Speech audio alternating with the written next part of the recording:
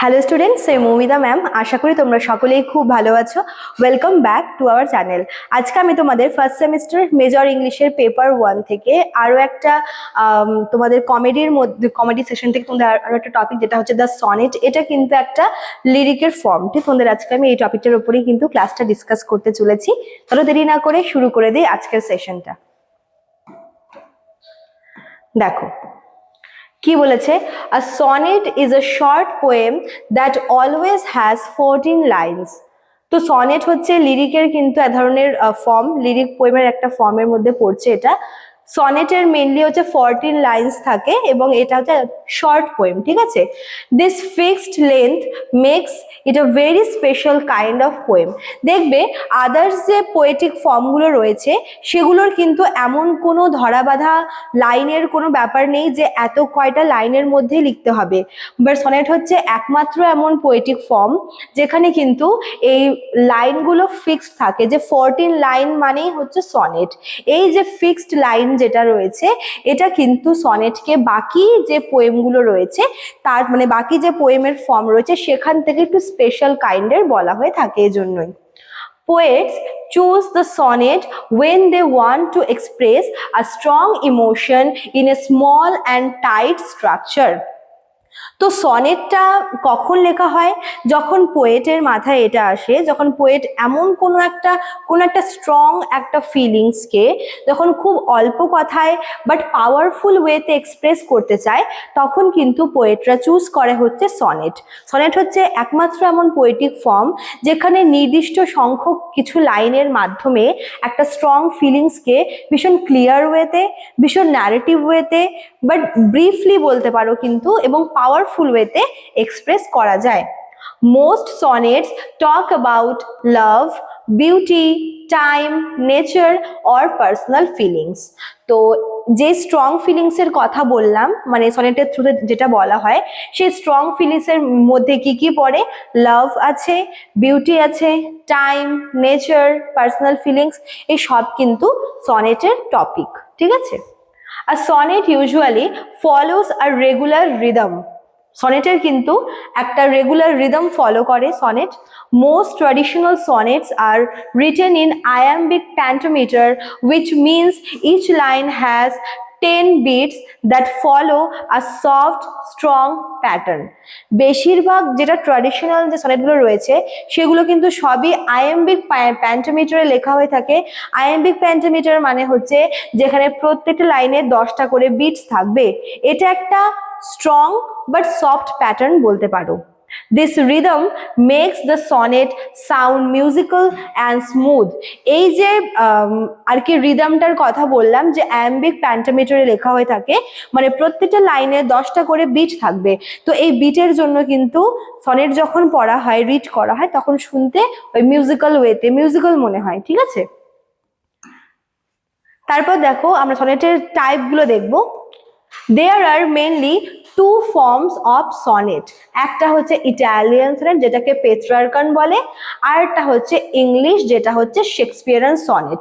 Petrarchan sonnet যেটা Italian, সব থেকে পুরনো, এটা এনশিয়েন্ট, আর যেটা মডার্ন সেটা হচ্ছে শেক্সপিয়ারিয়ান বা ইংলিশ সনেট। ঠিক আছে, দুটো সনেটের মধ্যে পার্থক্য কি দেখো। ফার্স্টে দেখবো হচ্ছে আমরা ইটালিয়ান সনেট বা Petrarchan sonnet. The Italian sonnet is divided into two parts. The first part is called the octave, 8 lines. The second part is called sestet, 6 lines. Okay, Italian sonnet যেটা আছে পেট্রার্কান, সেখানে দুটো part থাকে, মানে দুটো স্ট্যান্জা থাকে। প্রথম স্ট্যান্জাকে বলে হচ্ছে অক্টেভ। অক্টেভ মানে হচ্ছে সেখানে 8টা লাইন থাকবে, আর শেষের পার্টটাকে বলা হয় থাকে সেস্টেট, মানে 6টা লাইন থাকবে। 8 + 6 = 14। ঠিক আছে, The octave usually gives a problem, feeling or situation. এই দুটো পার্টের মধ্যে অক্টেভ আর সেস্টেটের মধ্যে প্রথম যে পার্টটা মানে অক্টেভ পোর্শনটা, সেখানে পুরো বিষয়টার একটা ইন্ট্রো দেওয়া হয়ে থাকে। ইন্ট্রো মানে সেখানে যে স্ট্রং ফিলিংসের কথা বলে, মানে কোনো ফিলিং, কোনো সিচুয়েশন বা যেটা মেন যেটা প্রবলেম, সেটা হচ্ছে অক্টেভ পোর্শনে বলা হয়ে থাকে। The sestet gives a response, solution or conclusion. আর যেটা হচ্ছে sestet part, মানে লাস্টে যে 6টা লাইন আছে সেখানে ওই প্রবলেমের সলিউশন বলা হয়ে থাকে, ওই ফিলিংসটার যে কনক্লুশনটা বলা হয়ে থাকে, ঠিক আছে? মানে এভাবে দুটো পার্টে কিন্তু পুরো বিষয়টাকে বলা হচ্ছে। প্রথম পার্টে হচ্ছে মেন মুদ্রাটা, আর এটার সলিউশনটা হচ্ছে লাস্ট পার্টে, অক্টেভ আর সেস্টেট, ঠিক আছে? The shift from one idea to another is known as the volta or the turn. এই যে শুরুতে দেখানো হচ্ছে প্রবলেম, শেষে দেখানো হচ্ছে সলিউশন। প্রবলেম থেকে সলিউশনের এই যে শিফটটা, এই যে শিফটিংটা, এটাকে কিন্তু বলা হয় থাকে ভোল্টা। তোমরা অবশ্যই এটা মাথায় রাখবে, ঠিক আছে? এবার চলে আসছি শেক্সপিয়ার সনেট, যেটাকে বলা হয় থাকে English sonnet. The English sonnet has 3 quatrain. ইটালিয়ানের দুটো পার্ট আছে, দুটো পার্টে প্রথমটায় 8 লাইন, পরেরটায় 6 লাইন, টোটাল 14টা লাইন রয়েছে। ইংলিশ সনেটে 3টা কোয়াট্রেন আছে। কোয়াট্রেন মানে কি? 3টা স্ট্যান্জা রয়েছে এবং প্রত্যেকটা স্ট্যান্জায় 4টা করে লাইন রয়েছে। টোটাল তাহলে হচ্ছে 12টা থাকলো, আর বাকি দুটো লাস্টে থাকে হচ্ছে একটা কাপলেট। কাপলেট মানে হচ্ছে এক জোড়া লাইন। টোটাল হচ্ছে তোমাদের 12টা, আর লাস্টে যে কাপলেট রয়েছে টোটাল দুটো লাইন, টোটাল তোমাদের তাহলে 14টা লাইন কিন্তু দাঁড়াচ্ছে, ঠিক আছে? তো শেক্সপিয়ার সনেটে এটা হচ্ছে যে প্রথমে হচ্ছে 3টা কোয়াট্রেন থাকবে, এক একটা কোয়াট্রেনে 4টে করে লাইন থাকবে, মানে 12টা, আর লাস্টে হচ্ছে একটা কাপলেট থাকবে, সেই কাপলেটে থাকবে হচ্ছে দুটো করে line. Each quatrain develops a part of the idea. প্রত্যেকটা কোয়াট্রেনের মানে যত এগোয়, মনে করো শুরুতে যে কোয়াট্রেন দেখানো হচ্ছে, শুরুতে যে স্ট্যান্জা রয়েছে সেখানে থাকলে একটা ব্যাপারে বলা হলো, তার পরের স্ট্যান্জায় কিন্তু বিষয়টাকে আরো ডেভেলপড করে, আরো এনলার্জ করে দেখানো হয়, ঠিক আছে? The final couplet gives a strong finishing thought, sometimes with a surprising twist. আর যেটা লাস্ট যেটা কাপলেট রয়েছে সেখানে বলতে পারো যে কনক্লুশনটা, যেখানে আমরা আগেরটা দেখলাম কি যে সেস্টেড পার্টে কিন্তু কনক্লুশন দেখাচ্ছে, এখানে 3টা কোয়াট্রেনে কিন্তু পুরো বিষয়টাকে অ্যানালাইজ করছে, আর একদম লাস্টের যে দুটো লাইন আছে সেখানে হচ্ছে একটা সারপ্রাইজিং টুইস্টের মাধ্যমে বলতে পারো, বা একটা আননোন একটা টার্নিং পয়েন্ট কিন্তু চলে আসে লাস্টের দুটো লাইনে। Its rhyme scheme is usually A B A B C D C D E F E F G G. এটা হচ্ছে rhyme scheme. A B A B মানে হচ্ছে প্রথম লাইনের সঙ্গে তৃতীয় লাইনটার মিল রয়েছে, দ্বিতীয় লাইনের সঙ্গে 4 নম্বর লাইনটার মিল রয়েছে। আবার পরের স্ট্যান্জা এরকম আছে যে প্রথম লাইনের সঙ্গে 3 নম্বর লাইনের মিল রয়েছে, আবার 2 নম্বর লাইনের সঙ্গে 4 নম্বর লাইনের মিল রয়েছে। পরের কোয়াট্রেনেও তাই, আর সবার লাস্টে যে দুটো আমরা লাইন দেখতে পাবো যেটাকে কাপলেট বলা হয়, সেখানে কিন্তু দুটো লাইনের মধ্যেই আমরা সিমিলারিটি পাবো। এই হচ্ছে রাইম স্কিম, ঠিক আছে? তারপর দেখো শেষের দিকে কি বলেছে, sonnets became famous during the Renaissance. তো এই যে পোয়েটিক ফর্মটা, এটা কিন্তু খুব একটা এনশিয়েন্ট বা ওল্ড নয়, এটা রেনেসাসের সময় থেকে কিন্তু শুরু হয়। Petrarch in Italy and Shakespeare in England made the form extremely popular.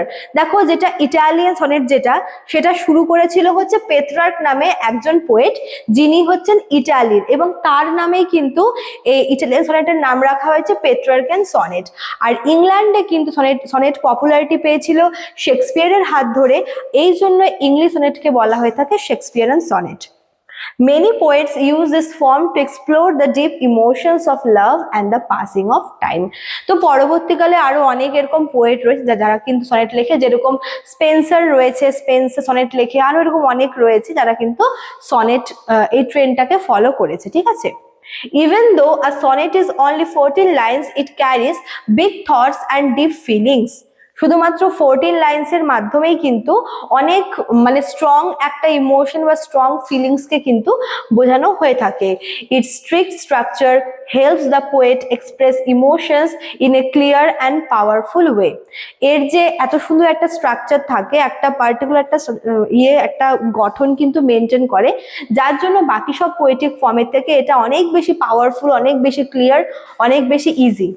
That is why the sonnet is still loved and written even after many centuries.